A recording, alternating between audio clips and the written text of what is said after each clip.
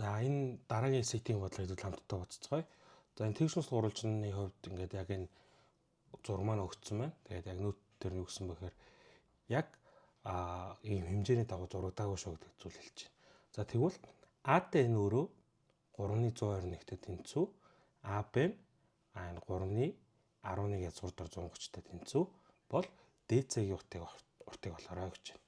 За тэгвэл хэдүүлээ бодлого бодох юм бол whiteboard дээр зураг зуръя.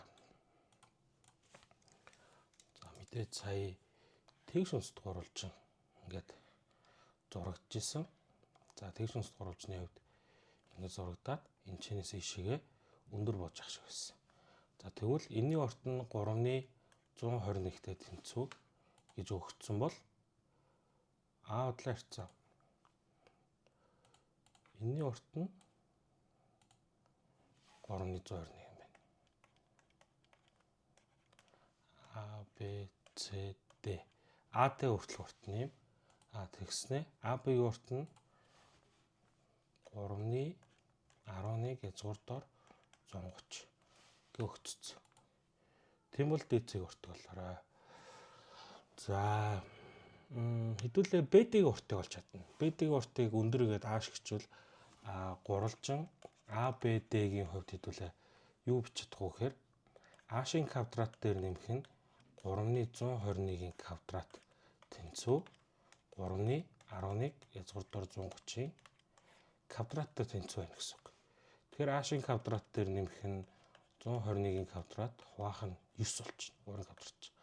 За тэгвэл хойтлолт нь болохоор 121-ийг үүрчих нь 130, 11 квадрат 121 шүү дээ. Хуваах нь 9. За тэгвэл ааш квадрат тэнцүү 9-ний 121-ийг үржих нь 130-аас хасдаг нь 9-ний 121-ийн квадрат.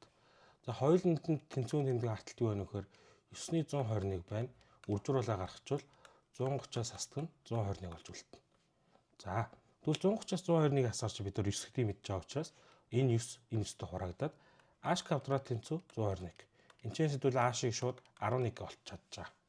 За тэгэхээр өндөр нь ааш нь 11 гэдээ болчихж байгаа гэсэн үг. За тэгвэл ДЦ-г олох нь бидний хувьд гол асуудал байна та. За энэ дээр ДЦ-г багш нь юу ачээ? X гэжээ. Тэгвэл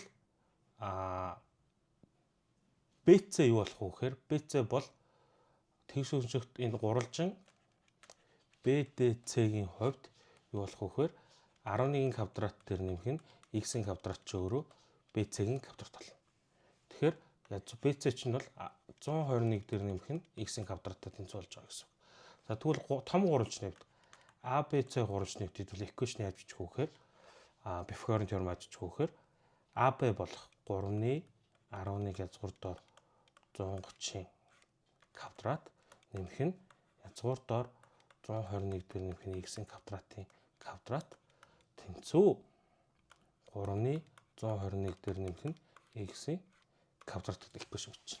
Тэгэхээр энэ equation-ээс хэдүүлээ жоохон цаг орох ч гэсэн шууд утгаар x-ийг олгох маш амархан болно гэсэн. За тэгвэл энэ маань 9-ний 121-ийг үржих нь 130 нэмдэг нь 121 дээр нэмэх нь x-ийн квадрат тэнцүү 9-ний 121-ийн квадрат дээр нэмэх нь 2-ыг үржих нь 3-ын 121 үржих нь x нэмэх нь x-ийн квадрат. Хэдүүл 7 томны нийлбэрийн квадрат томьёогоор ингээд задлж байгаа гэсэн. За тэгэхээр энэ x-ийн квадрат энэ x-ийн квадрат хоёр бол бодох юмгүй шууд устдаад b шигээ тэнцвийн нэмдэг шигээ юг оруулчих. 9-ний 121-ийн квадрат оруулчих. Тэгэхээр 9-ний 121 үржих нь 130 нэмэх нь 121 хасдаг нь 9-ний 121-ийн квадрат тэнцүү 2-ны 242 x болчихж байгаа гэсэн үг. За энэ дээр тэгвэл юу болж байна вэ гэхээр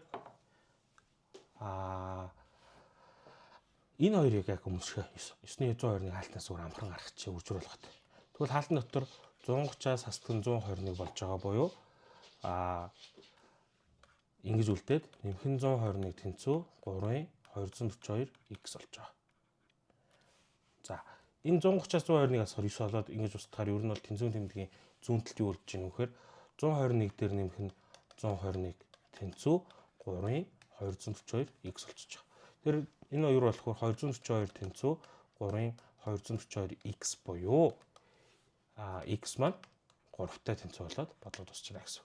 Энэчнээс ерөөхдөө тэнцвийн нэмд нэгтэл 3-ыг үржүүр болгож аргаад 242-ыг хуваах болгож тэнцвийн нөөдөл гаргачаар хураагдаад n-тэй хураагдаад x тэнцүү 3 үлдчихэж байгаа буюу манай бодлогын хувьд хэтлээ dc-гээ олж байгаа юм x гэсэн учраас шууд автоматар олчж байгаа гэсэн үг шүү.